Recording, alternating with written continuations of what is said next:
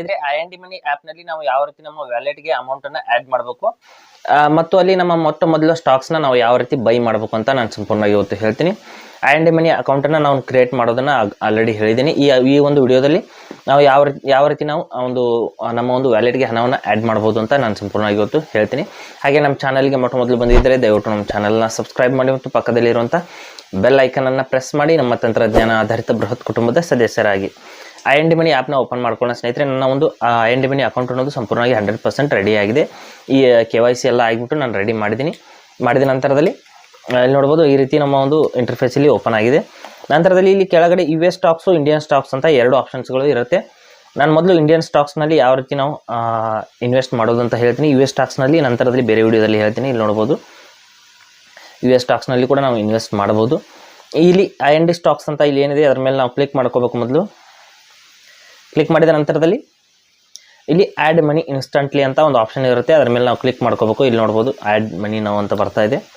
Add ಮನಿ instantly ಅಂತ ಇದೆ. ಅದರ ಮೇಲೆ ನಾವು ಕ್ಲಿಕ್ ಮಾಡಿದ ನಂತರದಲ್ಲಿ ಈ ರೀತಿ ಅಮೌಂಟನ್ನು ಆ್ಯಡ್ ಮಾಡಬೇಕಾಗುತ್ತೆ. ನಾನು ಮಿನಿಮಮ್ ಒಂದು 50 ರೂಪೀಸ್ ಅಮೌಂಟನ್ನು ಆ್ಯಡ್ ಮಾಡಿಬಿಟ್ಟು ನಿಮಗೆ ತೋರಿಸ್ತೀನಿ. ನೀವು ಜಾಸ್ತಿ ಅಮೌಂಟ್ ಬೇಕಾದರೆ ಆ್ಯಡ್ ಮಾಡ್ಕೊಳ್ಳಿ. ಆ್ಯಡ್ ಮನಿ ಅಂತ ಕ್ಲಿಕ್ ಮಾಡ್ಕೊಳ್ಳೋಣ. ಕ್ಲಿಕ್ ಮಾಡಿದ ನಂತರದಲ್ಲಿ ಇಲ್ಲಿ ನೋಡ್ಬೋದು ನಾನು ಆಲ್ರೆಡಿ ಅಕೌಂಟನ್ನು ಇಲ್ಲಿ ಲಿಂಕ್ ಮಾಡಿದ್ದೀನಿ ಸ್ನೇಹಿತರೆ.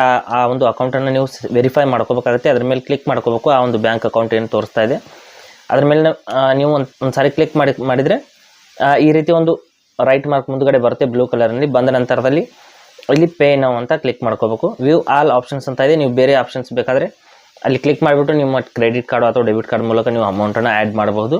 ಇಲ್ಲಿ ಪೇ ನೌ ಮೇಲೆ ಕ್ಲಿಕ್ ಮಾಡ್ಕೋತೀನಿ. ಮಾಡಿದ ನಂತರದಲ್ಲಿ ನಮ್ಮ ಒಂದು UPI ಪಿನ್ನನ್ನು ಕೇಳುತ್ತೆ. ಇಲ್ಲಿ UPI ಪಿನ್ನನ್ನು ಹಾಕಿಬಿಟ್ಟು ರೈಟ್ ಮಾರ್ಕ್ ಮೇಲೆ ಕ್ಲಿಕ್ ಮಾಡಿದ ನಂತರದಲ್ಲಿ ನಮ್ಮ ಒಂದು ಪೇಮೆಂಟ್ ಅನ್ನೋದು ಸಕ್ಸಸ್ಫುಲ್ಲಾಗಿ ಆ್ಯಡ್ ಆಗುತ್ತೆ. ಇಲ್ಲಿ ನೋಡ್ಬೋದು ಈ ರೀತಿ ಆ್ಯಡ್ ಆಗಿದೆ. ಆ್ಯಡ್ ಆದ ನಂತರದಲ್ಲಿ ನಾವು ಸ್ಟಾಕ್ಸ್ನ ಯಾವ ರೀತಿ ಬೈ ಮಾಡ್ಕೋಬೋದು ಅನ್ನೋದನ್ನು ಹೇಳ್ತೀನಿ. ಇಲ್ಲಿ ನೋಡಿ ನಮ್ಮ ಇಂಡಿಯನ್ ಸ್ಟಾಕ್ಸ್ನಲ್ಲಿ ಎಲ್ಲವೂ ಕೂಡ ಇಲ್ಲಿ ಓಪನ್ ಆಗಿದೆ. ಇಲ್ಲಿ ನೋಡಿ ಬೈ ಯುವರ್ ಫಸ್ಟ್ ಸ್ಟಾಕ್ಸ್ ಅಂತ ಬರ್ತಾ ಇದೆ. ಇಲ್ಲಿ ನೋಡಿ ಇಲ್ಲಿ ಈ ರೀತಿ ಓಪನ್ ಆಗಿದೆ. ಇಲ್ಲಿ ಸಂಪೂರ್ಣವಾಗಿ ಎಲ್ಲ ಒಂದು ವ್ಯೂ ಆಲ್ ಅಂತ ಆಪ್ಷನ್ ಇದೆ. ಅದ್ರ ಮೇಲೆ ಕ್ಲಿಕ್ ಮಾಡ್ಕೊಳ್ಳಿ. ಅಥವಾ ಕೆಳಗಡೆ ಎಕ್ಸ್ಪ್ಲೋರ್ ಆಲ್ ಸ್ಟಾಕ್ಸ್ ಅಂತ ಇದೆ. ಅದ್ರ ಮೇಲೆ ಕ್ಲಿಕ್ ಮಾಡ್ಕೊಳ್ಳಿ. ಮಾಡಿದ ನಂತರದಲ್ಲಿ ನೋಡೋದು ಸ್ಟಾರ್ಟ್ ಇನ್ವೆಸ್ಟಿಂಗ್ ವಿತ್ 50 ರೂಪೀಸ್ ಅಂತ ಬರ್ತಾ ಇದೆ. ಅಂದರೆ ನಮಗೆ ಈಗ 50 ರೂಪೀಸ್ನ ಆ್ಯಡ್ ಮಾಡಿದ್ದೀವಿ. ಅದಕ್ಕಾಗಿ 50 ರೂಪೀಸ್ ಒಳಗಡೆ ಇರುವಂಥ ಸ್ಟಾಕ್ಸ್ಗಳನ್ನ ಮಾತ್ರ ಅದು ತೋರಿಸುತ್ತಾ ಇದೆ. ಇಲ್ಲಿ ವ್ಯೂ ಆಲ್ ಅಂತ ಕ್ಲಿಕ್ ಮಾಡಿಬಿಟ್ಟು ನಾನು ಯಾವುದಾದ್ರೂ ಒಂದು ಬೈ ಮಾಡ್ತೀನಿ. ನೋಡಿ ಇಲ್ಲಿ ನಿಮಗೆ ತೋರಿಸೋದಕ್ಕಾಗಿ ಇಲ್ಲಿ ಯಾವುದಾದ್ರೂ ಒಂದು ಸ್ಟಾಕ್ಸ್ನ ಇಲ್ಲಿ ಬೈ ಮಾಡಿಬಿಟ್ಟು ನೋಡಿ ಮೇಲ್ಗಡೆ ಇರುವಂಥ ಒಂದು ಸ್ಟಾಕ್ಸ್ನ ನಾನು ಬೈ ಮಾಡ್ಕೋತೀನಿ. ಅದ್ರ ಮೇಲೆ ಕ್ಲಿಕ್ ಮಾಡ್ಕೋಬೇಕು. ಬೈ ಮಾಡಬೇಕು ಅಂದರೆ ಕ್ಲಿಕ್ ಮಾಡಿದ ನಂತರದಲ್ಲಿ ಇಲ್ಲಿ ಕೆಳಗಡೆ ಬೈ ಅಂತ ಒಂದು ಆಪ್ಷನ್ ಬರುತ್ತೆ. ಅದ್ರ ಮೇಲೆ ನಾವು ಕ್ಲಿಕ್ ಮಾಡ್ಕೋಬೇಕು. ಮಾಡಿಬಿಟ್ಟು ಇಲ್ಲಿ ಎಷ್ಟು ಕ್ವಾಂಟಿಟಿ ಅಂದರೆ ನೀವು ಎಷ್ಟು ಸ್ಟಾಕ್ಸ್ಗಳನ್ನ ತೊಗೊಳ್ತಾ ಇದ್ದೀರಾ ಅಂತ ಕೇಳ್ತಾ ಇದೆ.